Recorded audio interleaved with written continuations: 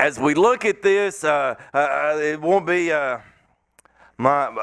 guess a normal Sunday where I'm able to walk around and I guess really get into preach, because it's really something more that we can teach and that we can really examine and we can look at. But it says in 1 Corinthians 13:4, the word charity there, the word charity means love. It means love in action. The word charity means we could easily on this day we could say a mother's love. I know as Paul was writing these things, he is writing desiring us Christians to be able to have a true love, not just an admiration or just a like, but he is speaking about a true, passionate, a strong, a love, and it's a love that we can easily attribute to how a mother's love is for her kids, for those that are in their lives.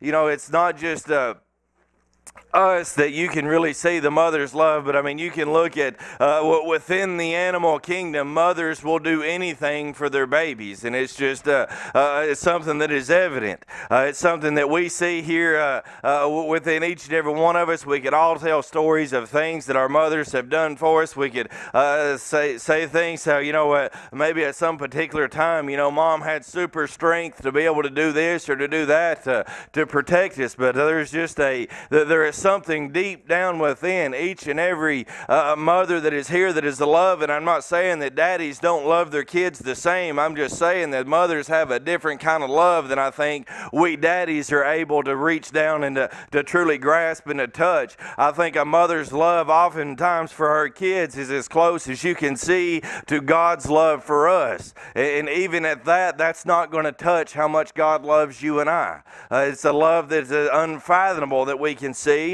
but it's also something that is strong and fervent that you can see from each and every mother to her child. But it says charity, but where it says charity this morning, we're going to read it to where it's easier for us to understand, and we'll say, love suffereth long. A mother's love for her kids, it's not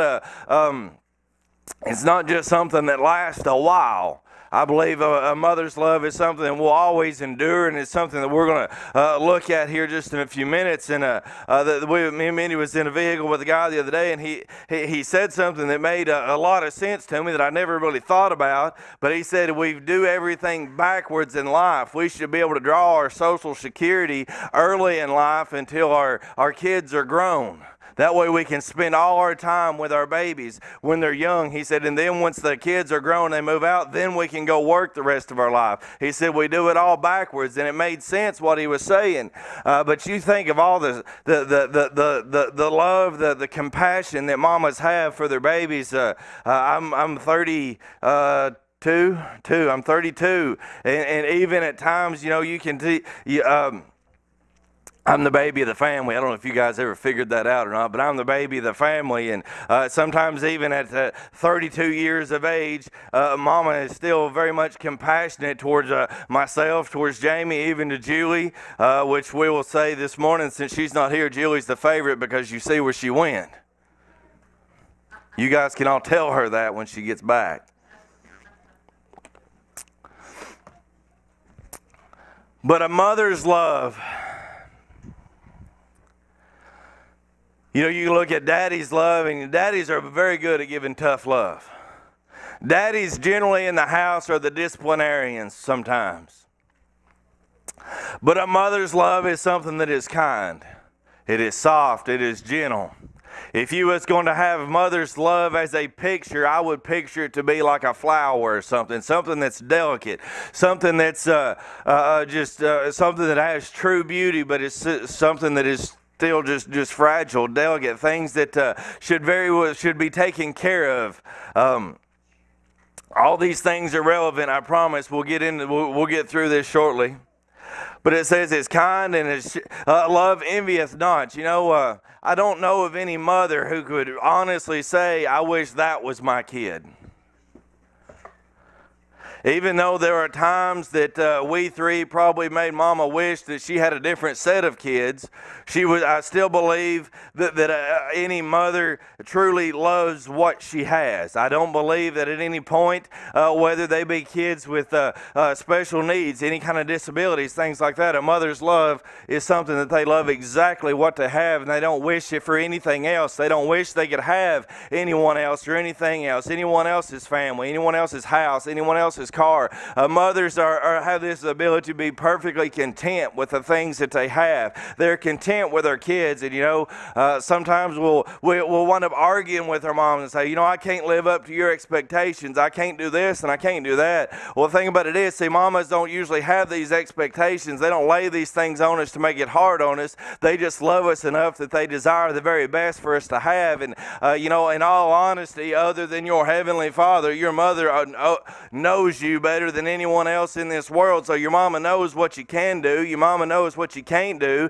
and mama ain't going to steer you wrong. So you look at all the different things that a mother's love is, and we're not just talking from the youngsters up, we're talking to even the older ones that are in the church house this morning. A mama's love is still the same. But it says, is kind, and love envieth not, and love vaunteth not itself, and is not puffed up. I don't know of any mother that I've ever come in contact with who is like they're seriously in this competition for Mother of the Year. We've seen people that just do things in front of people. They just do things, because there's a crowd around, or want to try to make themselves look like they're a better parent than they are, or a better aunt than they are, or a better whatever it may be. However the chips fall there. But a mother's love is just a mother's love. And all the times that she's wiped the snot from your nose and had to wipe her hind ends and clean up all the messes, a mother would do that no matter if she was getting an award or not. It's because they loved us. It's something special that a mother has within us. Mothers are truly a gift from God. As much as babies are a gift from God, mothers are truly a gift from God. But it says they're not vaunteth not itself. It is not puffed up. It's not an arrogant. It's not a do it in front of people. It's not just for show.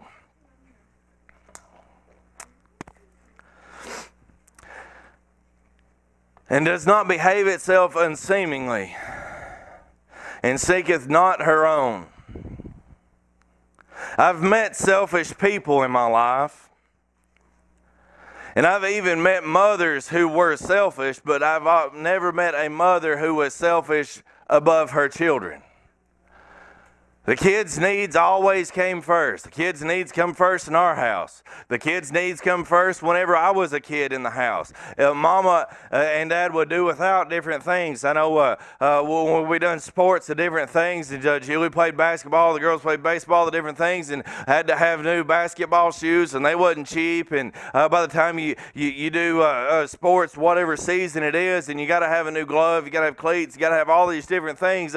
Looking back, we always had what we needed, but you can also look back and tell where Mom and Dad did without. You can see where, the mother's love was not one of those things, well, yeah, I could buy you these new basketball shoes, or I could get you this, or I could get you that, but there's something that I really want. There's something that I desire to do.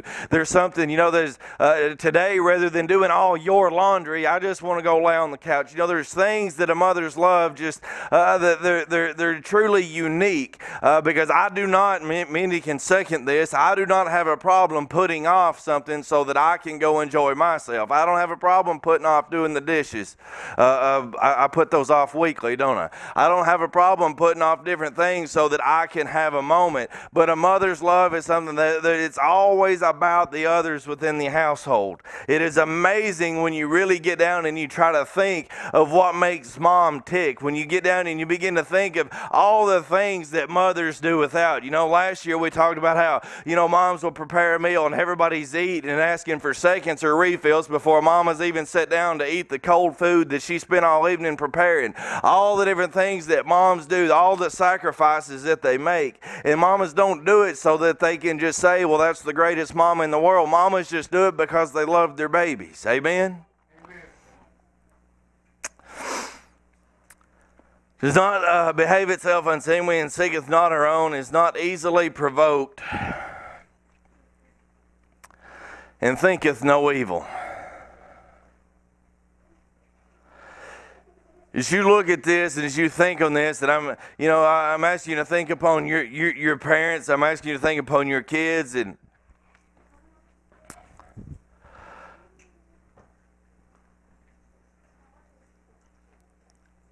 you look at they're not provoked, and we're going to look at this here in a manner of the way we typically think. I had this uncanny ability to get underneath my mama's skin pretty quick, so I could say my mom was pretty easily provoked. But that's not what the Bible is speaking of there. It's not saying that they are spiteful, if you will, or to true wrath and anger. It's something that you get on into thinking no evil. No mama ever desires harm upon their children. Mamas always want the best no matter what. I'm not saying that daddies don't. Daddies, you have to wait another month or so, and then we can talk about us. But today's about the mama, and it's about all the unique things that mothers have. Thinketh no evil. They don't wish no evil upon their kids. They don't wish anything. All they desire is the best for their children. They push their children to try to achieve the best, even from an early age. Until they're grown. Mamas still want the best for you. Mamas still gonna worry about you. Mamas are still gonna do the things that mamas did when you was little. It's the ability that they have to nurture and to truly the differences between mom and daddies, and this is what's amazing. When our kids were born, I was thinking, I can't wait till they get big enough for me to play with.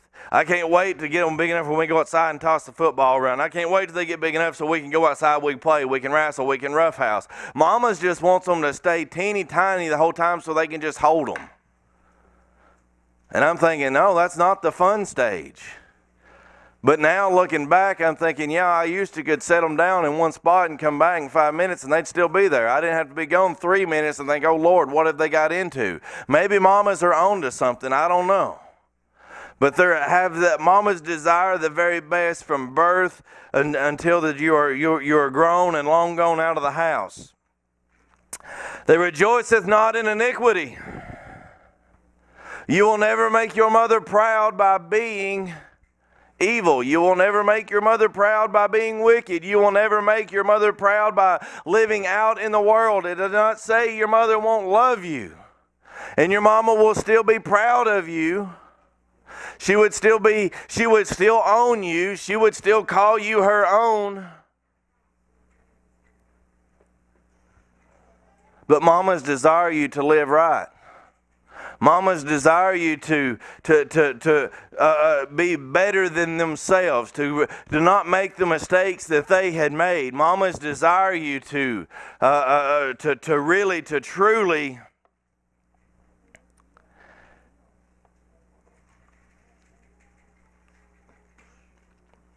Mamas just want you to be happy. Mamas want you to be happy in what you're doing. But rejoiceth in the truth. Now you look at that. And again, we're talking about the comparisons to what Paul is speaking in the love and action to every Christian. And we're comparing this to mothers and their love for their children, the different things that are there. But understand that all mama wants you to do is just be honest with her. Mamas don't want you to lie to her. Because believe it or not, mama knows whether you're lying or not anyways. They have that uncanny ability to do that as well. Mama used to always tell us that she had eyes in the back of her head, and I'm not even kidding when I thought for a long time that she really did. There were times that I remember we had this car, and on the headrest there was like the square that was missing, and I can remember being pretty small and sitting behind Mama's seat and actually looking and trying to see into her hair to see where the other eyes was. Not even close to kidding. Kind of wish I was. So when Mama asks you what you did, there ain't no sense in lying. Mama wants you to tell her the truth. Mama's not going to love you any less because of what you tell her. It says rejoices in the truth. Mamas just want you to be honest. Mamas will rejoice when their babies get saved. They will rejoice in the truth being Jesus. They will rejoice in these things. They will rejoice when you're active in the church. But even if you're not, be honest with your mama. They will think there is more happiness that can come from the truth, even if it's something that would hurt. Don't lie to your mama. But it says, beareth all things and believeth all things. Mamas will believe in their babies. You tell your mama that you want to be the next Bill Gates, your mama will believe that you can do it. You tell your mama that you desire to be the next Peyton Manning or Michael Jordan or whomever, your mama will believe that you can do it. Your mama believes in you. Whether you believe in you or not, a mother's love is something that has the uncanny ability to believe within their children. To know that they are able to achieve. They will see the best in you. They will see what you're trying to do. And no matter all the things that you put them through, a mother's love is still there. It will beareth all things. Even when we misbehave, when we decide that we'll go out and sow our wild oats, Mama still loves us and she'll put up with us. Always welcome at Mama's house. Mother's love always says hope with all things. A mother's love, they always hope the best for their children. They always, I believe, a mother's, of all the things that goes on in a mother's life, no matter for the age, I believe they're always hoping for the very best in their children. I believe they're hoping that they're having a good day. When they're in the middle of a bad day at work or whatever it may be, I believe they're hoping that their kid's day is better. I believe no matter what's going on within a mother's life, they are hoping better for their children. At no matter what age that they may be.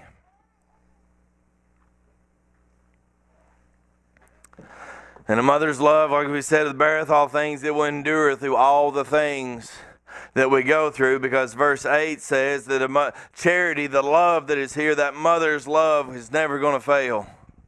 I believe with a dying breath, a mother still loves their babies.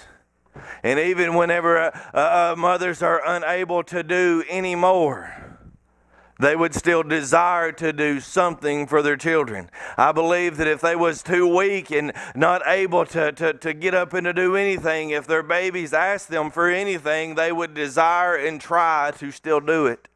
A mother's love, it never fails. It's something that's going to be unending, no matter how old we get, no matter how big we get.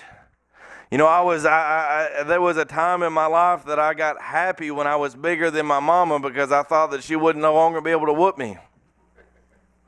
I was wrong about that too. But through all the things that we've done, all the things that I've been worried would disappoint Mom, the things that has happened in my life that you just kind of dread, you don't want to say it. Mothers have this way of making you feel better about it. Mothers have this way of allowing you to know that you're loved and it is all going to be okay. Mothers have a true, unique character. It's something that we can't describe, but it's something that we've all experienced.